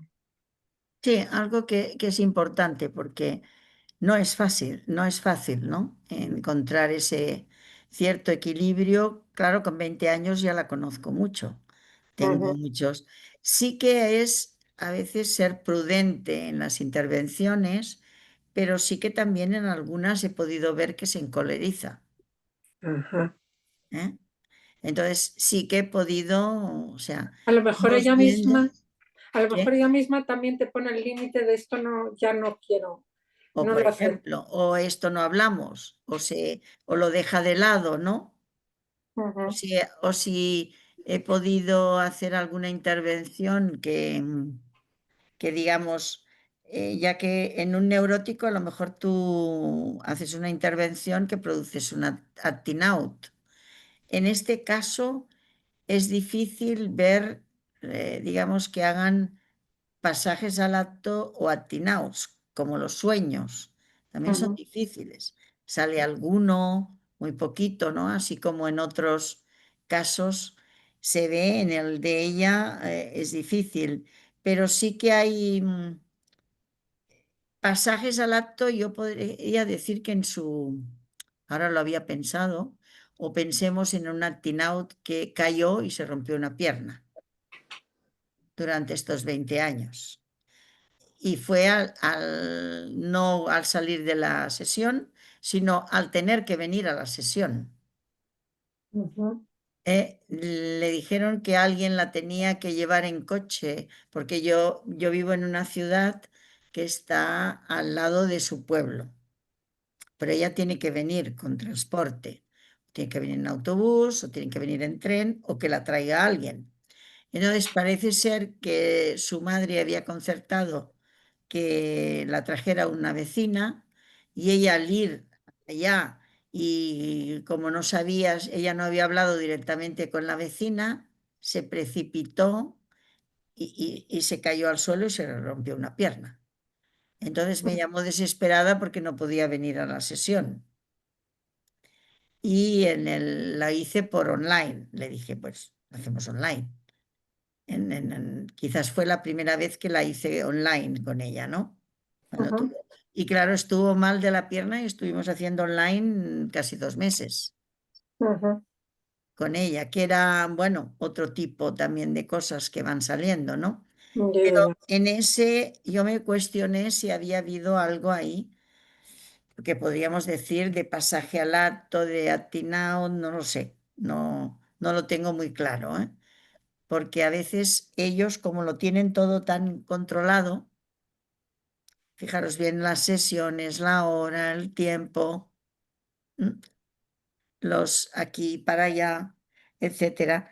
Pero bueno, yo creo que algo le pasó porque en ese mes y medio para ella no podía controlar nada, no se podía mover. Si quería ir a buscar yo qué sé, un cuaderno para escribir algo, porque ella también estudia inglés, no podía hacerlo. Y entonces era como ella que quiere, ¿no?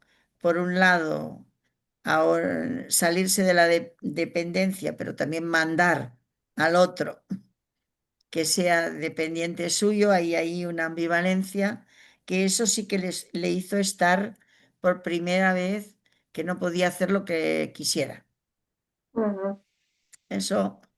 Entonces, vemos ahí hubo un corte con algo que ella tuvo que aguantar mes y medio terrible para aguantar, porque en su casa decían que se estaba quejando todo el día, pero era que ella ya no podía decidir, ahora me voy a comprar, ahora me voy al analista, ahora me voy aquí. Eso que decimos de esos espacios que ella tiene de movilidad, ¿no? Y que Ujú, no es la consulta. ujú. Entonces, bueno, ahí hay algo que puede darse, ¿no? De pasaje al acto, de... También pienso que es, bueno, no sé si lo que voy a decir es que es como tranquilidad para ti saber que ya ella ha pensado en la sustitución. O sea, tú eres sustituible, aunque seas importantísimo para ella, pero ella no se va a caer cuando tú no estés, porque ya te está buscando, que la tienes que poner Ya a otra, busca lo que la ella misma. estabilice, digamos. Sí, eso es Sí, como está tranquilidad fuera para de mi ti. responsabilidad, es la Eso. responsabilidad del sujeto.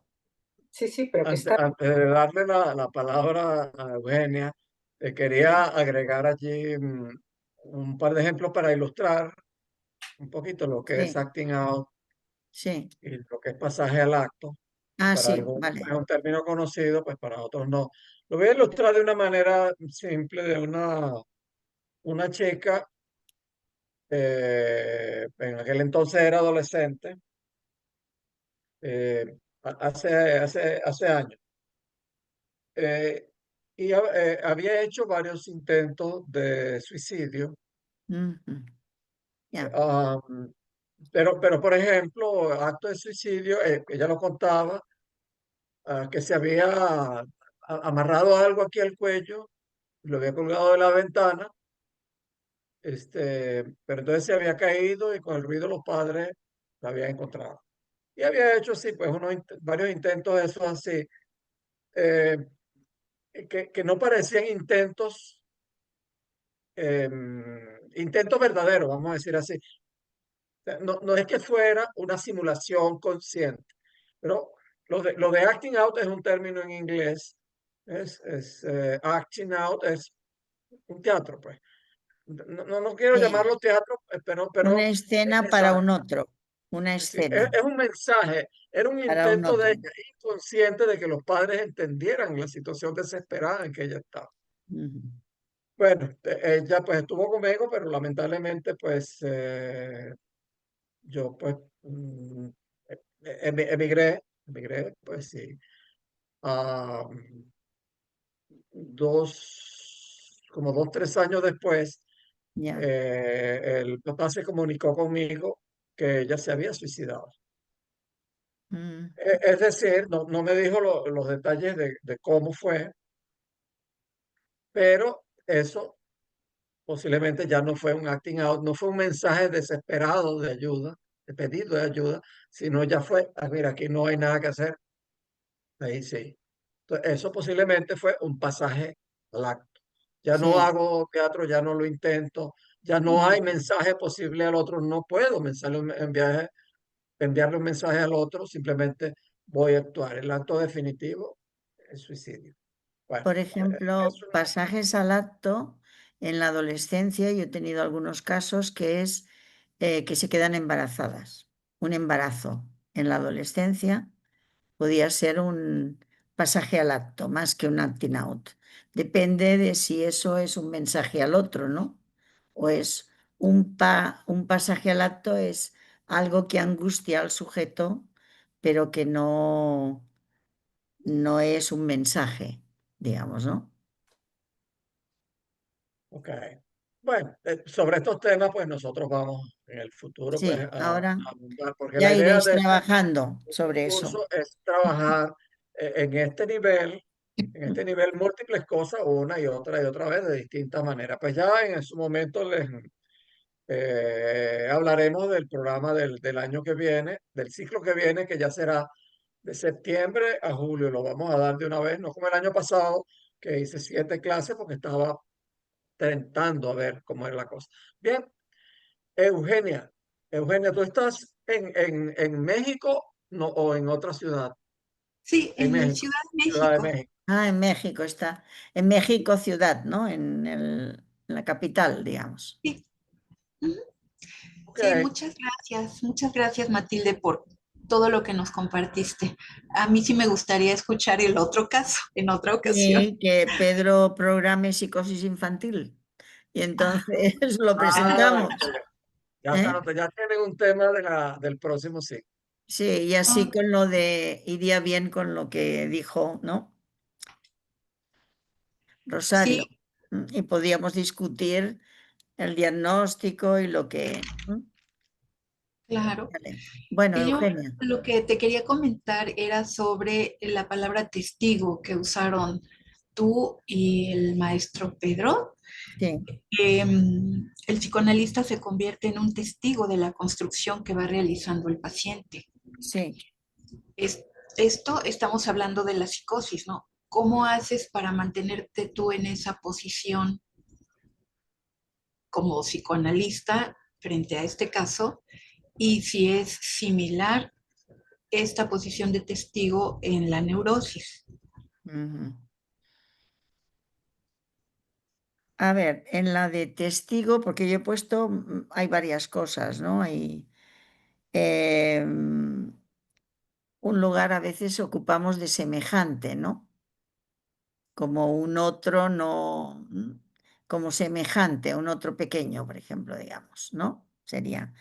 Pero el de testigo es a ver lo que va construyendo. Ser testigo no es hablar demasiado tampoco, ¿eh?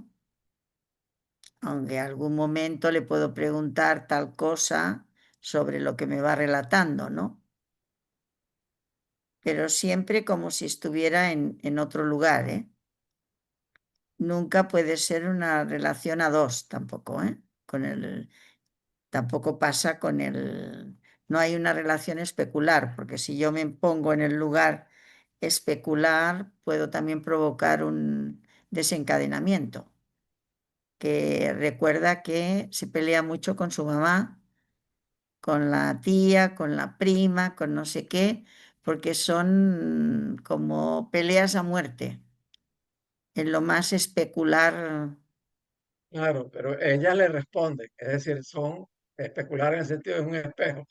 Es Sí, decir, obviamente que uno no se puede poner a discutir peleando ni a contradecirlo mucho, pues, porque no. puede ser Entonces yo en ese lugar no al me espejo. coloco, sino testigo de lo que me cuenta, de lo que me va relatando. Si me trae lecturas, pues a lo mejor le digo alguna cosita, ¿no? Alguna pregunta.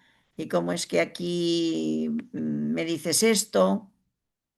Pero siempre entrando como en un lugar que no me coloque nunca en eso especular, ¿eh? Como un tercero sería un testigo, ¿no? De algo de lo que está ocurriendo, ¿no? Allí, pero que no estoy implicada dentro. Si me implico demasiado, por ejemplo, las interpretaciones, es muy difícil hacer interpretaciones, ¿no? Porque podrían, digamos, por una parte podrían quedar como me meto en su vida, digamos, porque ella también las interpretaciones puede verlas como que yo, o que yo quiero saber, ¿no? No tengo que saber yo. Me acuerdo con un adulto que me explicaba juegos de estos que hacía de ordenador, debía tener 20 años o 21, y entonces ese no saber que yo no sabía, pues no entiendo esto y cómo se juega y cómo, ¿no? Podía preguntarle eso, pero entonces él me explicaba. Si él tiene el saber y me explica, ya no entramos en la confrontación. Entonces sí que también en ese saber, otra estrategia, si puedo en algún momento hacer que Joana se dé cuenta que algo no sabe, algo se le puede escapar. Es lo único que puedo en algún momento o decirle, ¿y de esto qué sabes? ¿Algo? Entonces yo puedo ver su respuesta. Si está interesada, quiere decir que acepta algo de que el otro pueda saber. Si no, me dicen, de eso no quiero saber nada. ¿Mm? Ahí hay en su respuesta de ella que yo puedo ver hasta dónde puedo llegar porque ella me va limitando, ¿no? Lo que pasa es que sí que de alguna manera tengo que decir algo también para que eso se vaya movilizando, ¿no? Si no, pequeñitas cosas, pero también que se movilicen, ¿no?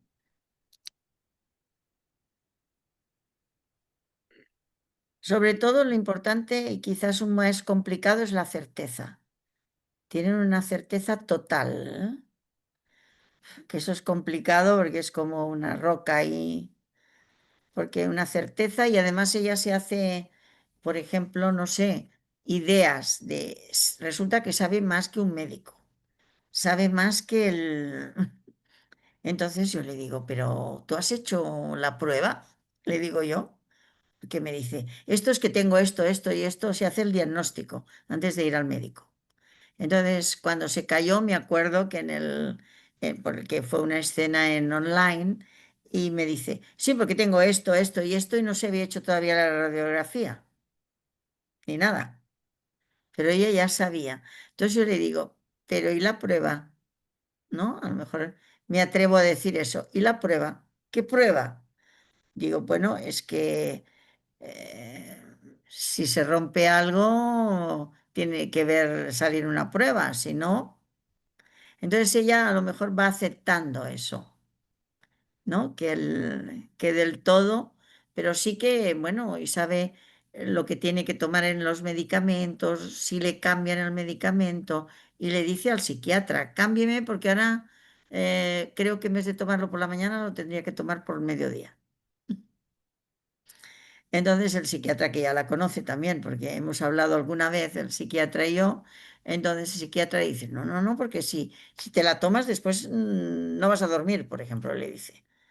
El psiquiatra utiliza su propio, le hace como una especie de amenaza, ¿no? De amenaza camuflada, ¿no? O te va a pasar esto, te desmayarás.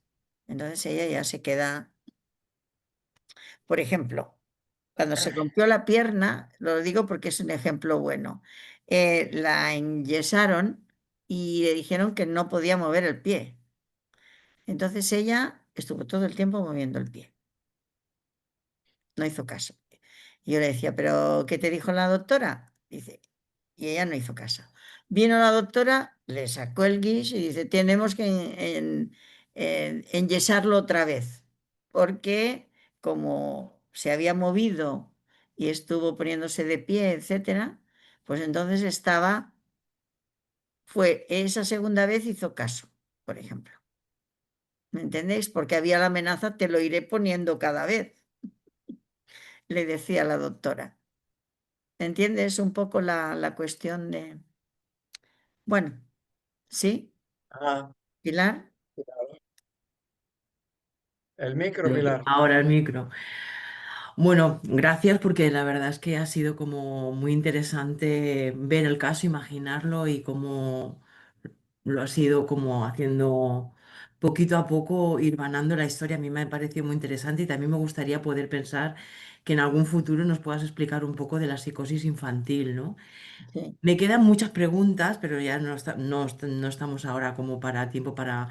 Pero sí que me gustaría que si pudieras hablarnos un poquito de cuando has hablado de la suplencia, de la estabilización, del San Antón, cuando hablas Del también, Santón, sí, del Santón. ¿tiene que ver con esa parte de ser testigo, de ser un tercero, de ponerte de muleta, pero que la autonomía la tenga el paciente, la tenga...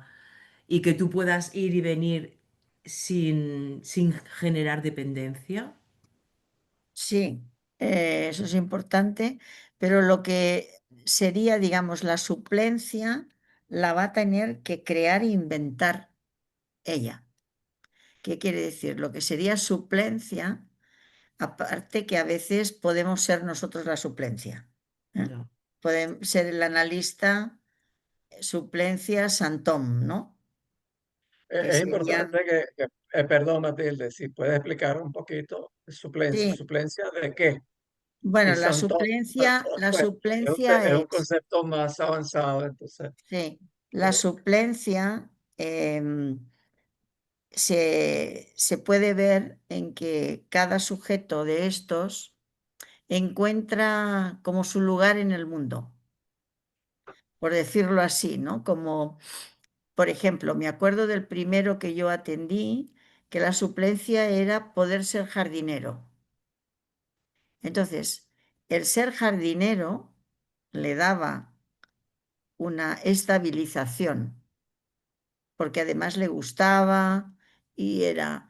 En otros, la suplencia, por ejemplo, de famosos puede ser el escribir, ¿no? Hay escritores que la misma escritura, los libros, les sirven de suplencia, de estabilizarse, de no desencadenarse, porque es como que le permite, ¿no? Iríamos a muy lejos porque hay, digamos, la teoría de los nudos de más tarde, que sería un cuarto nudo, pero que tengáis una idea que es la suplencia es algo que les permite una estabilización, porque lo real, lo imaginario, lo simbólico no están anudados. Porque recordad que el psicótico, lo simbólico, a veces depende de qué estructura psicótica, de qué sujeto puede tener poco simbólico, por deciros. Agarrarse con lo real e imaginario. Entonces va a necesitar algo que le permita, digamos, estabilizarse, que es una forma de vivir, ¿no? Por ejemplo, en algunos escritores han tenido esa suplencia o ese santón durante unos años y luego de repente les ha desaparecido la suplencia. Pensemos, todas conocéis o todos a Virginia Woolf, ¿no? Ella, por ejemplo, durante mucho tiempo la escritura, el escribir, le permitió estabilizarse, digamos. Y en cambio, después ya no funcionó la escritura y acabó suicidándose. O sea que hay algunos escritores, por ejemplo, Joyce, que es uno también que habla Lacan, pero que hoy yo no he querido hablar de esto porque sería otro tema. Ya hablará Pedro. Pero Joyce, por ejemplo, se estabilizó con su escritura y con hacerse un nombre, ser famoso, ¿no? Hacerse un ego, digamos. Esto sería Bueno, ese santón o suplencia.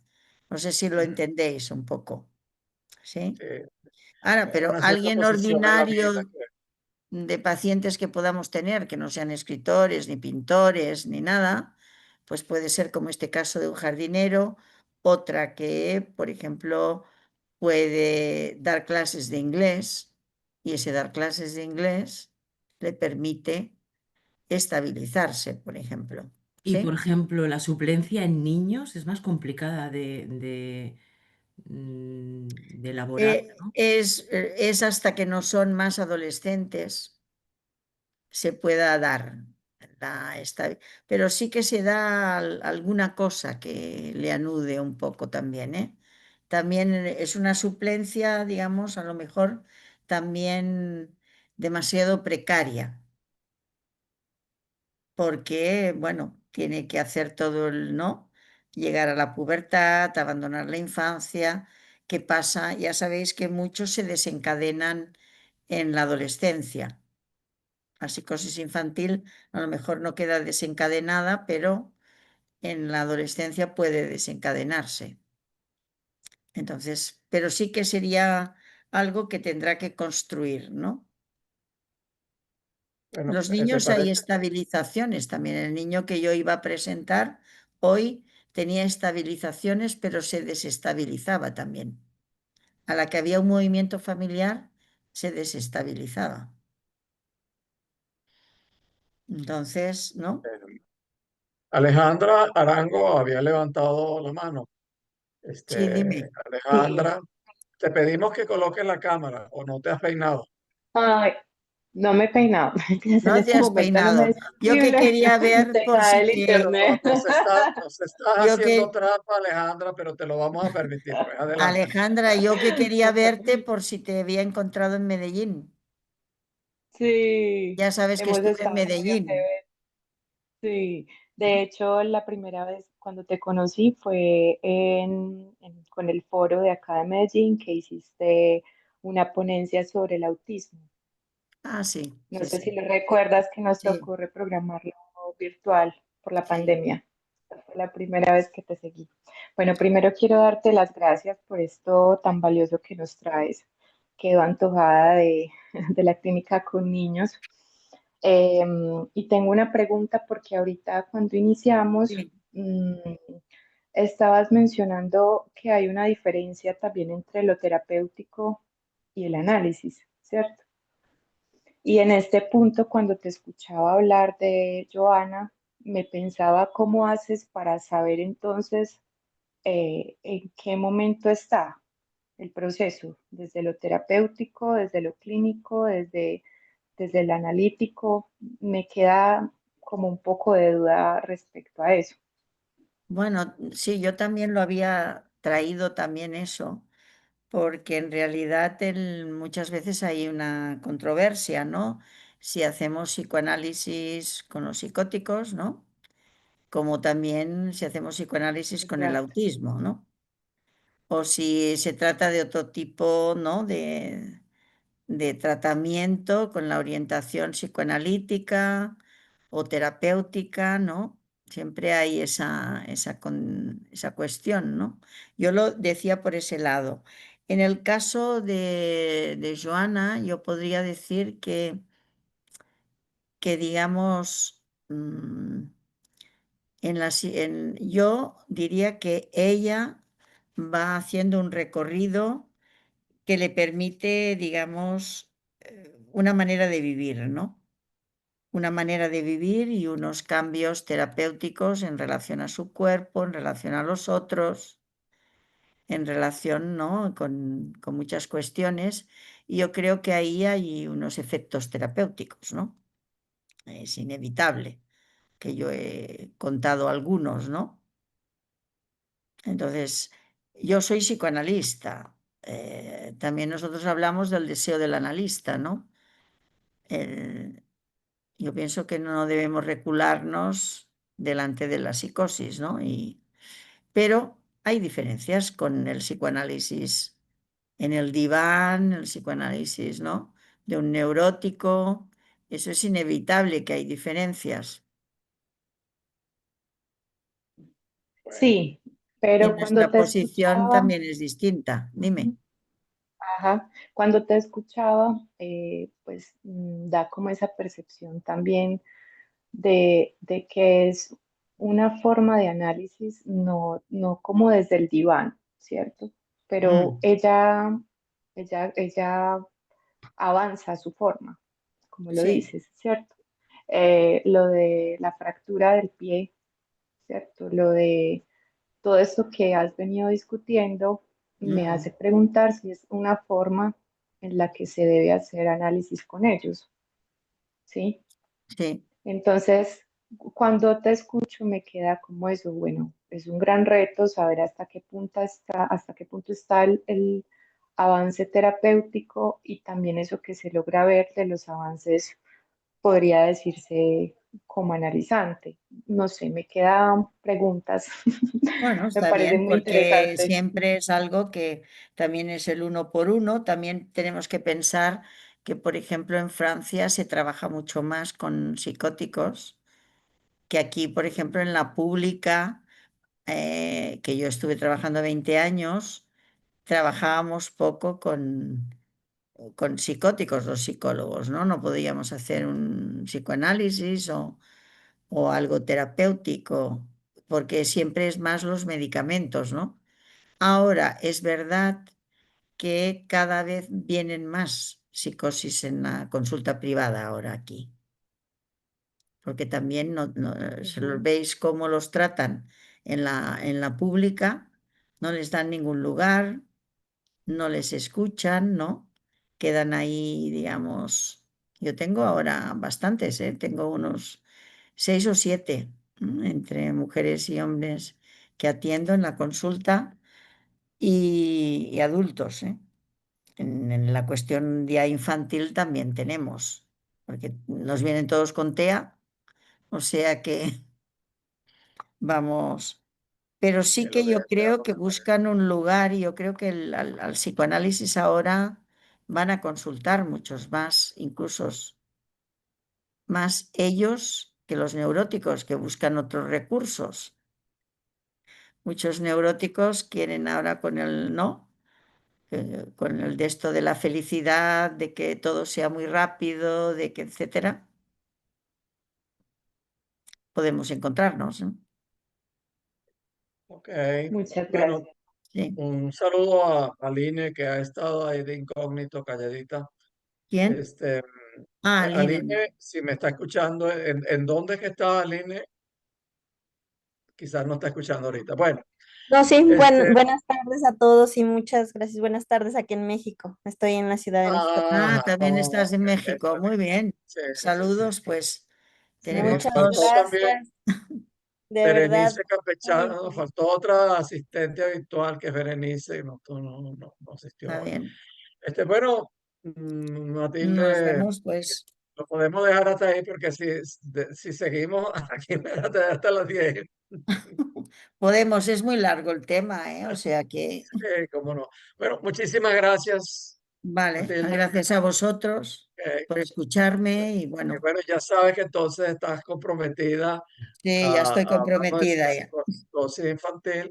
Bueno, y yo me adelanto pues a otro que es el autismo, que es otro tema apasionante, en lo También. cual pues Matilde no, iba a decir que es una autoridad, pero es que en el caso de autismo no hay autoridades. No hay Bueno, en el autoridades. psicoanálisis en general no lo hay, Ni en pero psicosis tampoco, ¿eh? sí, exacto, pero en autismo en particular no se puede hablar de autoridades. Sin embargo, pues hay unos analistas que tienen experiencia, que tienen un saber hacer, pues ahí, pues mayor. Yo no tengo ninguno y no quiero tenerlo, pues. No, o sea, eso para mí es una cuestión de decisión de hace muchos años. Pero, Matilde, de nuevo, muchísimas gracias. Te quedamos Gracias. muy agradecidos. Y a todos, ¿eh? Porque siempre es un placer y además hay Sí, un clima muy agradable también, ¿no? sí, Que hay que, muy lindo. sí, Así por es. eso. Bueno, y gracias de nuevo, Seguid, Rosario. seguid, Y porque Vale, como sí. viste, vino muy a colación tu presentación sobre el DSM sí. al tema Muy bien. de la psicosis y Ujú. cómo, bueno, por ejemplo, un punto importantísimo es cómo el analista, a veces, o sea, uno evita la utilización de psicofármacos y si hay un paciente que está medicado, uno trata en lo posible de que reduzca y desaparezca eso. Pero hay ocasiones en que uno tiene que buscar un soporte en un Sí, psiquiatra, pues. sí, también, ¿eh? Es decir, que si hay, por ejemplo, una angustia muy grande, con una angustia muy grande no se puede trabajar, ¿entiendes? No, Por mencionar un caso. Entonces, ahí temporalmente se requiere, pues, psicofármaco para calmar eso, pero no puede medicar si no es psiquiatra, pues. Entonces, ahí pues uno tiene que pues buscar soporte en eso, pero no sirve cualquier psiquiatra, porque la mayoría pues se siguen por el manual del DSM y entonces bueno, lo que hacen es atiborrar de medicamentos que esclavizan y que causan más bien una adicción y que ahí jamás se van a curar. Bueno, Bueno, chao, hasta la voy a próxima. cerrar. adiós, hasta la Chao, próxima, gracias. Chao, pues. chao y Chao. Adiós gracias. y Adiós, gracias. adiós. Adiós.